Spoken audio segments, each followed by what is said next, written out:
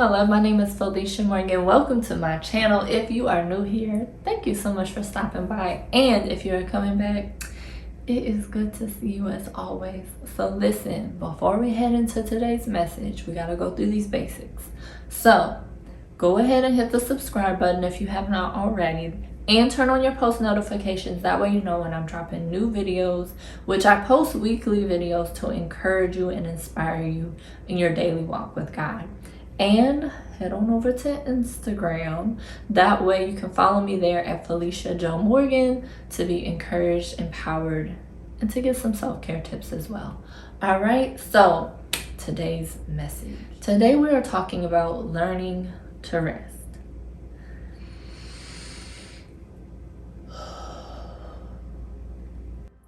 And for clarity, when I say rest, I mean spiritual rest, not like physical rest, right? What is spiritual rest? Well, spiritual rest is what God gives us. Because we live in a world that's all about go, go, go, do, more, and you weak if you tap out. But God says, I created you so that you could rest. I created you not to take on the burden of everything. He gave us his son, Jesus Christ, to break us from the curse of toiling, right? My story is filled with examples of rest and why it's so important. Matthew 11:28 is one of my go-to verses all the time whenever I start picking things back up in my own strength. And then I am reminded that Jesus said, come to me, all who are weary and burdened, and I will give you rest. Listen, I am guilty because doing stuff in your own strength is really easy to fall into, especially when pride starts to creep in and pride says, no, I got this, I can do it. I don't need nobody's help. Or you've just been in different situations where you feel like you can't trust anybody. You feel like you got to do everything else or it's not going to get done.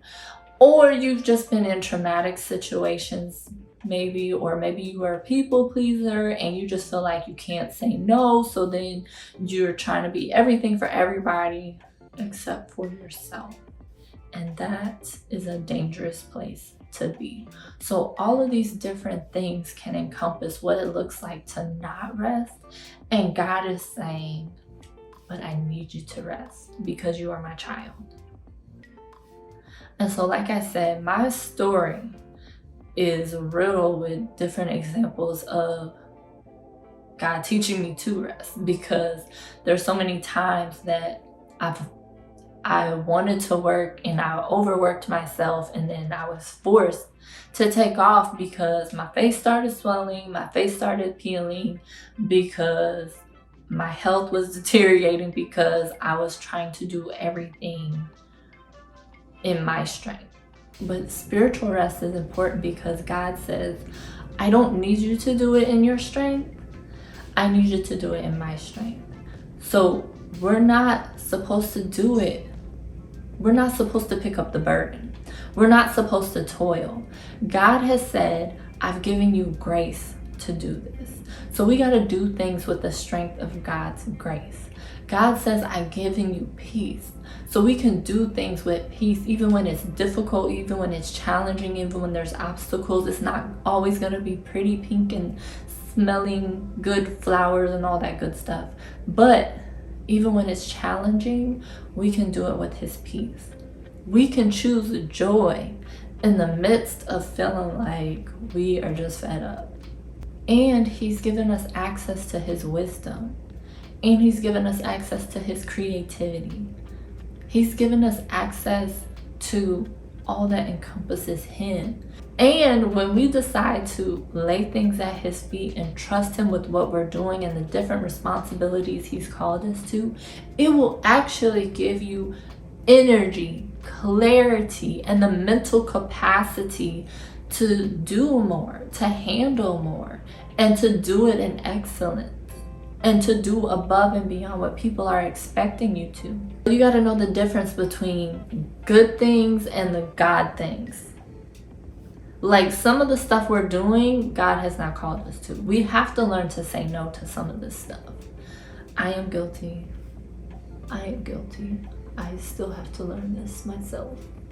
Rest is also something that can continue to evolve and grow, and God can show you new things. So like I told you about when I was overworking myself, but recently in this season, God is healing me. He's showing me things that I haven't dealt with. And by doing that, by allowing me to deal with those things, he's showing me to rest. He's showing me not to focus so much on the past, but focus on who I am.